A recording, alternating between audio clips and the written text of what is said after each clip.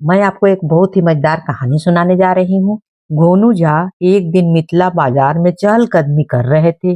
वहां एक सेठ एक भारी बक्सा लिए हुए बैठे था और बार बार मजदूरों को बुलाता और उनसे कुछ बातें करता और मजदूर गर्दन हिलाते हुए या हाथ को इनकार की मुद्रा में हिलाते हुए वहां से चले जाते।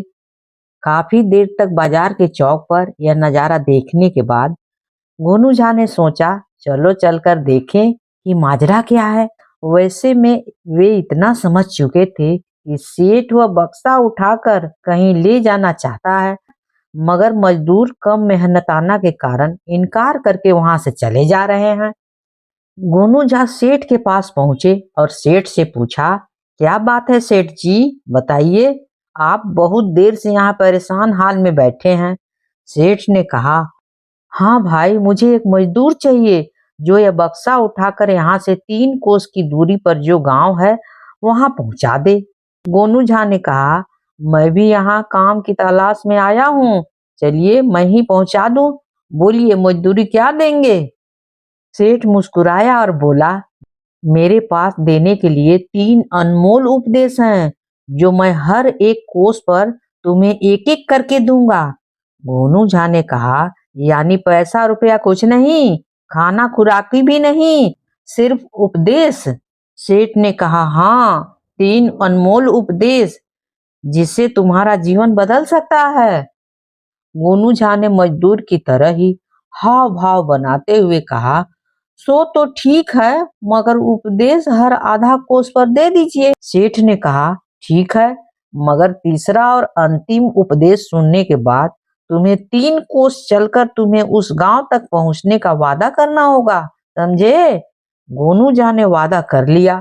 गोनू झा मन ही मन सोच रहे थे कि उपदेश लेना बुरा नहीं है, हो सकता है कि कोई काम की बातें सुनने को मिल जाए, और यदि सेठ ने ठगने की कोशिश की तो उसे सबक सिखाकर ही लौटूंगा, इसमें क्या दिक्कत है।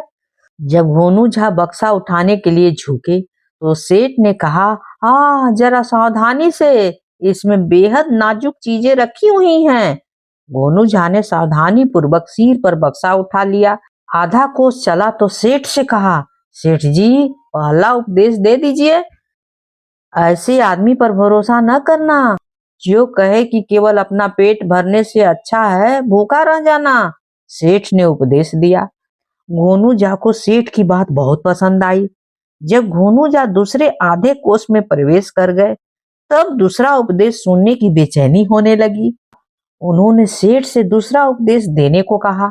सेठ ने दूसरा उपदेश सुनाया, ऐसा आदमी विश्वसनीय नहीं जो कहे घोड़े पर सवार होने से अच्छा है पैदल चलना, समझे।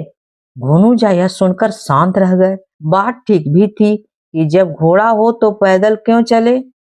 तीसरे आधे कोस में प्रवेश के बाद गोनू झा ने सेठ से कई बार कहा कि उपदेश सुनाइए, मगर सेठ टालता गया।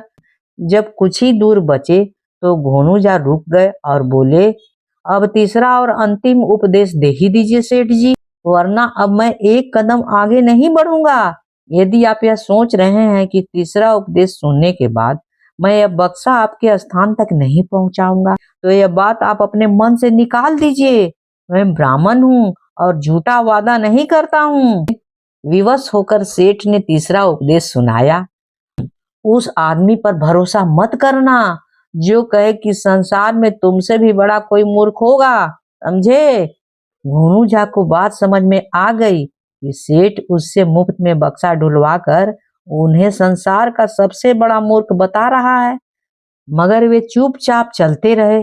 जब सेठ का घर आ गया तब उसने गोनू झा से कहा, बक्सा यहाँ रख दो। सेठ की बात पूरी नहीं हुई थी कि गोनू झा ने बक्सा सिर से ही धरती पर पटक दिया। धड़ाम, छनन छन की बक्सा से आवाज सुनाई दी। सेठ चिल्लाते हुए कहा, अरे मैंने तुम्हें सावधानी बरतने को कहा था, ये तुमने क्या कर दिया। गोनू झा ने कहा, सेठ जी भूलिए मत, आपने मुझे सावधानी से बक्सा उठाने के लिए कहा था, रखने के लिए नहीं, समझे। सेठ वहीं पर सिर पकड़कर बैठ गया क्योंकि बक्से में कांच से बनी हुई चीजें रखी हुई थी और गोनू झा अपने ओंठ पर विजयी मुस्कान लिए हुए वहां से लौट आए। अगर कहानी अच्छी लगी हो तो please please please like share and subscribe तो जरूरी कीजिएगा, भूलिएगा बिल्कुल ही नहीं। कहानी होती है समाप्त।